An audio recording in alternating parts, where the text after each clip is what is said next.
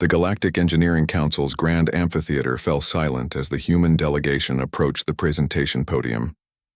Ambassador Zekthar of the Velnari Empire barely suppressed a chuckle, his crystalline features catching the artificial starlight. Around the massive hall, representatives from 47 species watched with barely concealed amusement as 3 humans in simple gray uniforms took their positions.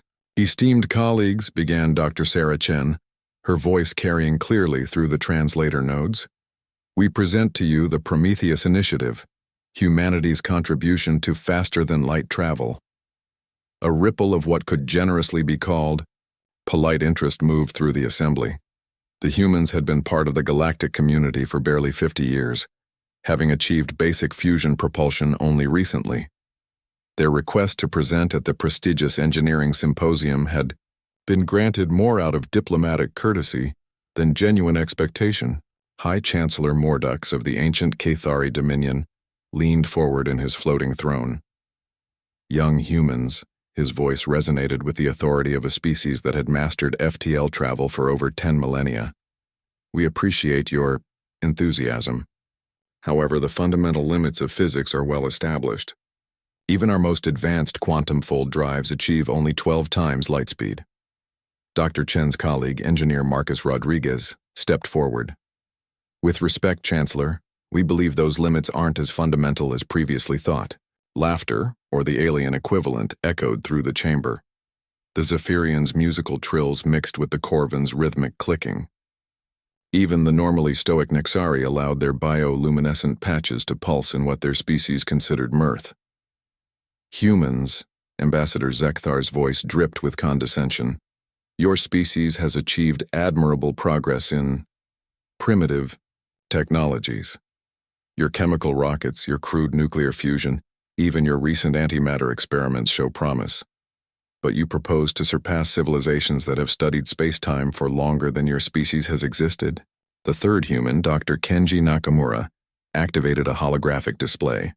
Complex equations filled the air, mathematical constructs that made even the advanced species pause. "We call it the Alcubierre-Chen drive," he said quietly. "Rather than moving through space, we compress space-time itself." "Impossible," declared Chief Engineer Vorth of the Hegemony Fleet. "The energy requirements would exceed the output of entire star systems." "Under conventional physics, yes," Dr. Chen replied. "But we've discovered something overlooked in your calculations. Dark energy interactions at the quantum level. By creating a controlled cascade resonance in the zero-point field, we can achieve the compression effect with surprisingly minimal energy input." The equations continued to flow, and gradually the laughter died away. The mathematical proofs were elegant, unexpected, and theoretically sound. Several species began running rapid calculations on their neural interfaces. "Theoretical is one thing," High Chancellor Mordux said, though his tone had lost its earlier dismissiveness. "Practical application is entirely another." Dr. Rodriguez smiled, a distinctly human expression that translated poorly across species. "We didn't come here just to present theory, Chancellor. The UES Prometheus is waiting in the outer system. We've already completed 3 successful test flights." The amphitheater erupted. Species that had remained silent for centuries suddenly found their voices. The Velnari delegation was frantically conferring among themselves. Even the enigmatic shadows, who rarely spoke at all, seemed to be paying intense attention. "You're claiming," Ambassador Zekthar's voice was carefully controlled, "that you've built a functional prototype." "Not claiming," Dr. Nakamura said. "Demonstrating. The Prometheus will depart for the Kepler 442 system, a distance of 1/200 light-years, and return within the hour. The implications hit the assembly like a quantum shockwave. If true, this would revolutionize galactic civilization. Trade routes that took months could be completed in days. Scientific exploration could reach the galaxy's edge. Military implications alone would reshape the balance of power among the great empires.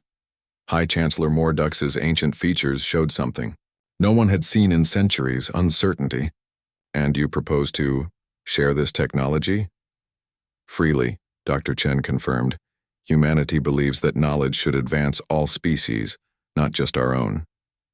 For the first time in galactic history, the Engineering Council called for an immediate recess. Species huddled in frantic discussion. The humans waited patiently, occasionally checking their quantum communicators. 57 minutes later, a signal arrived from the edge of the system. The UES Prometheus had returned, its hull still warm from transitioning between normal space and the exotic physics of compressed spacetime. Long-range sensors confirmed impossible readings. The ship had indeed traveled 2,400 light-years in less than an hour. When the council reconvened, the atmosphere had completely changed. The condescending smiles were gone, replaced by expressions of awe, concern, and in some cases, fear. How? High Chancellor Mordux asked simply. Dr. Chen's response was quintessentially human. We thought differently. While your civilizations focused on overcoming the barriers of physics, we asked, what if we could sidestep them entirely? Sometimes the most elegant solution comes from approaching the problem from an unexpected angle. Ambassador Zekthar spoke, slowly, his crystalline voice carrying new respect. Perhaps we underestimated human ingenuity. Perhaps, Dr. Rodriguez agreed with a grin. You shouldn't have laughed at the new kids. The galaxy had learned an important lesson that day. Intelligence wasn't just about age or technological advancement. Sometimes it was about seeing the universe through fresh eyes, unburdened by the assumption that certain things were impossible. As news of the human breakthrough spread across the galactic networks, a new era began. The species that had once laughed at human engineers now queued to learn from them, eager to understand how the youngest members of the galactic community had achieved what millennia of advanced civilization had deemed impossible. Humanity had arrived not with conquest or demands, but with the most powerful force in the universe, innovation. Final word count, 1,000 words.